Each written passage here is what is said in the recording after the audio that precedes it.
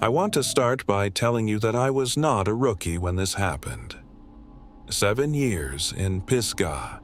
Night patrols were my regular rotation. I had done hundreds of them. The dark in that forest was not something that bothered me. I knew how to read it, what it held, what sounds belonged in it, and what did not. What I experienced on a Tuesday night in October 2020 is the reason I no longer work in that forest. It was a standard welfare check. A solo hiker overdue by 6 hours. His car was still in the lot, no contact with his emergency number. I took the primary trail into the section he had been heading for, and I moved fast because the temperature was dropping, and 6 hours overdue in October in Pisgah is serious.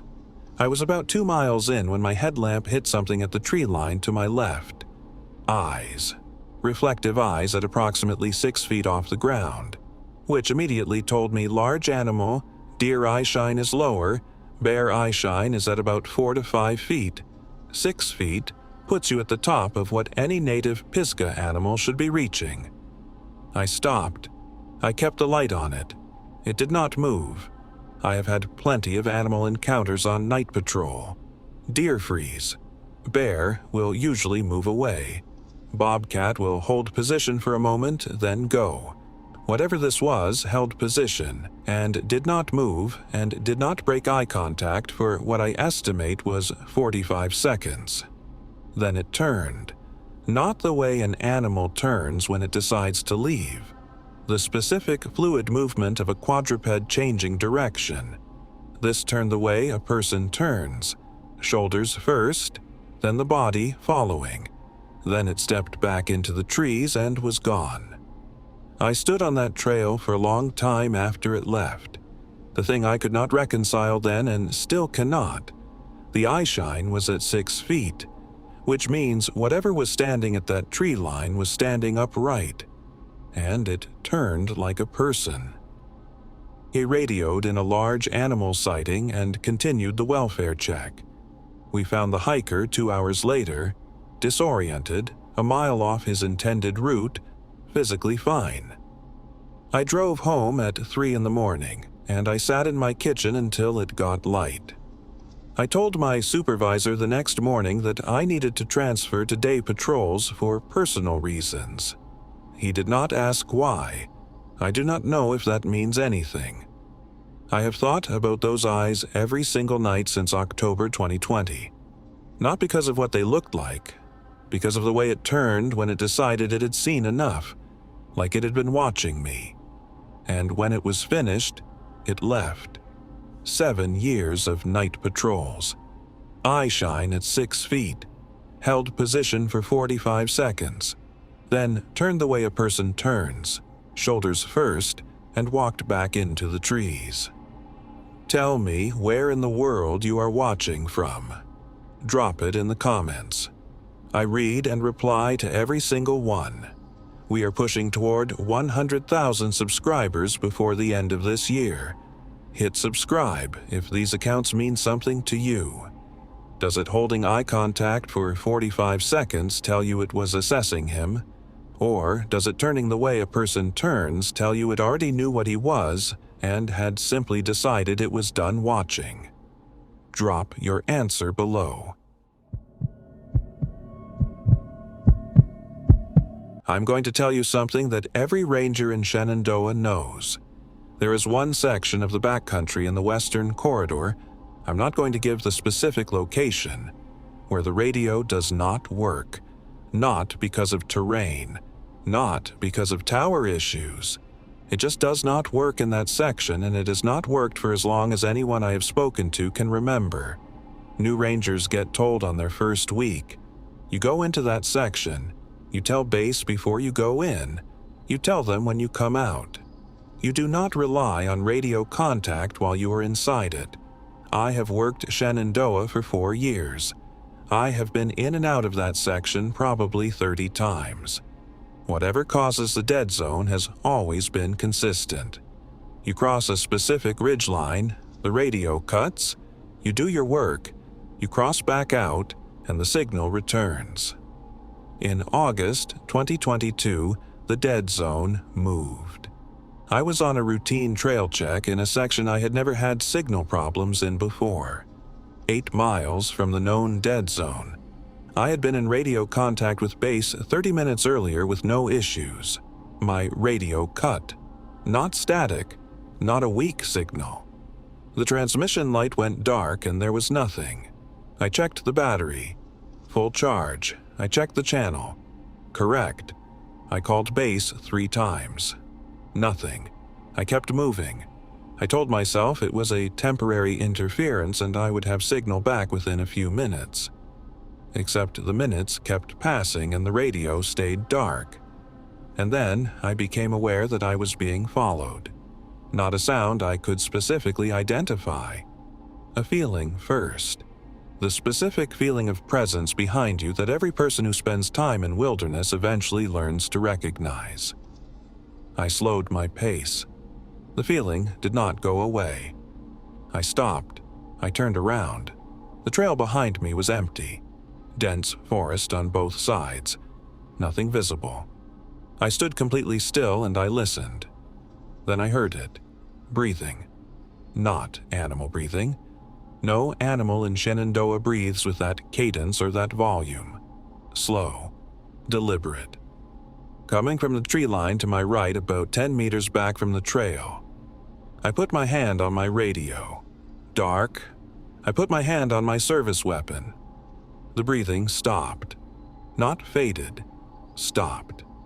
As if whatever was producing it had become aware that I had heard it and had made an immediate decision to stop. I stood on that trail for what felt like a very long time.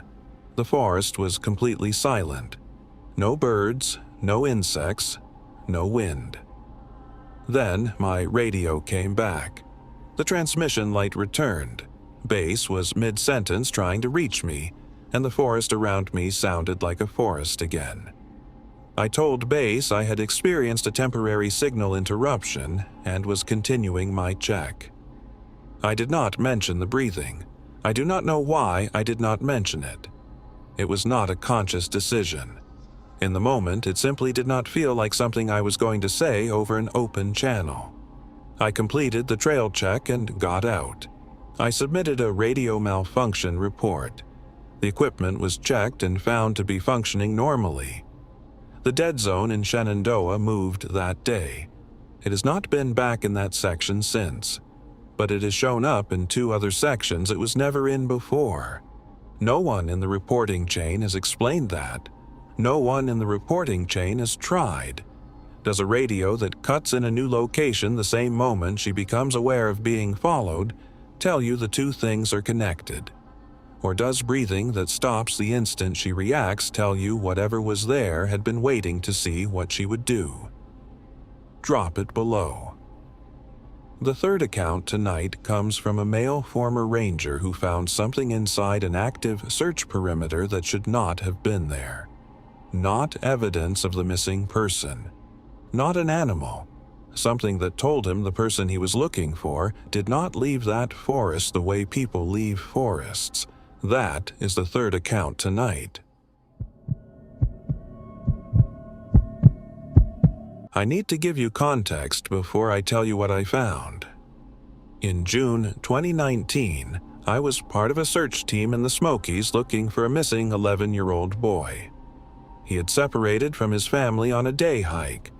The search had been running for 14 hours when I was assigned to re-sweep a section of the perimeter that had already been cleared. Re-sweeping cleared sections is standard.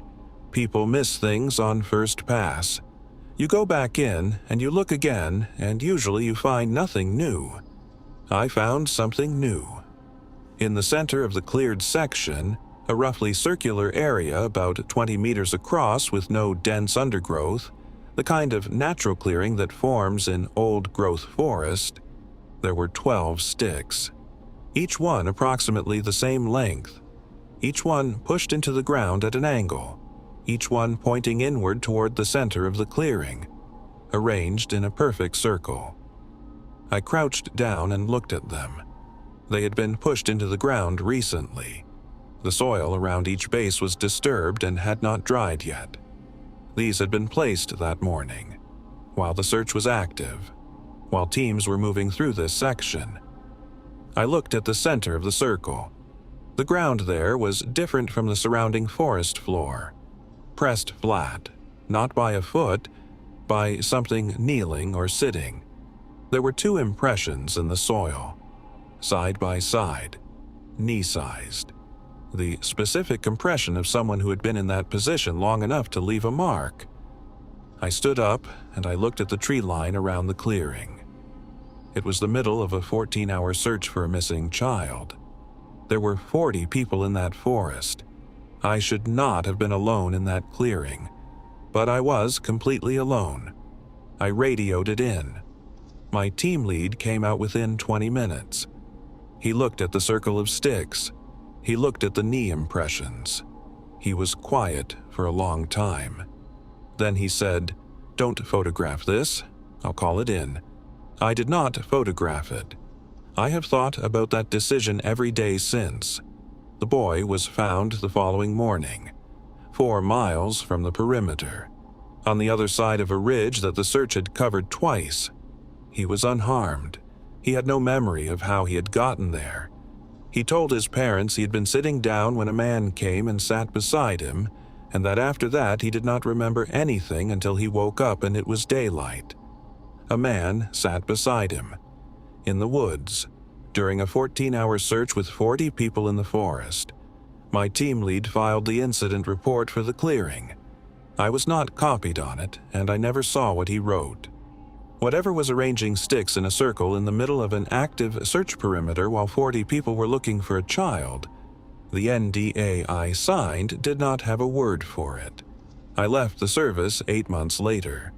The circle in that clearing is the last thing I see before I fall asleep on bad nights. And the boy's description of the man who sat beside him is the first thing I think about when I wake up. 12 sticks in a circle, arranged that morning while the search was active. Knee impressions in the center. The boy found 4 miles away with no memory, except a man who sat beside him. Subscribe to Obscure Nights right now. Does a team lead who says, "Don't photograph this," tell you he knew what was in that clearing? Or does a boy who remembers a man sitting beside him tell you whatever made those knee impressions found him before the search did? Drop your answer below. 3 rangers. 3 moments where everything they had been trained for stopped being enough. The thing that connects all 3 accounts is the specific point where professional training runs out. The male ranger in Pisgah had 7 years of night patrols. He knew what every animal in that forest looked like in the dark. He did not know what to do when something turned like a person.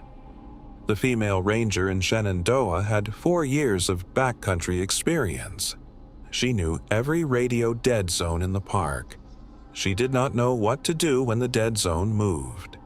The male ranger in the Smokies had worked active searches for years. He knew what evidence inside a perimeter looked like.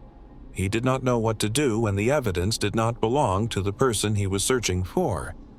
The NDA covers what they say. It does not cover what they see. If you are ever in Appalachian Backcountry and your radio cuts in a section that has never had signal problems, tell someone your location before you go any further. Do not wait for the signal to return. Get your position out first. And if you ever find something in the woods that does not belong to any explanation you have, do not let someone else decide whether it gets documented. Photograph it yourself before you tell anyone it is there. If you have an encounter of your own and you want it told on this channel, our submission email is in the channel bio. We read every single one. To the male ranger who transferred to day patrols and has thought about those eyes every night since October 2020. To the female ranger who put her hand on her service weapon and heard the breathing stop. And to the male ranger who did not photograph the circle of sticks and has regretted it every day since. Thank you for trusting Obscure Nights with these accounts. This is Obscure Nights, where the cases nobody talks about get told the way they actually happened. Good night.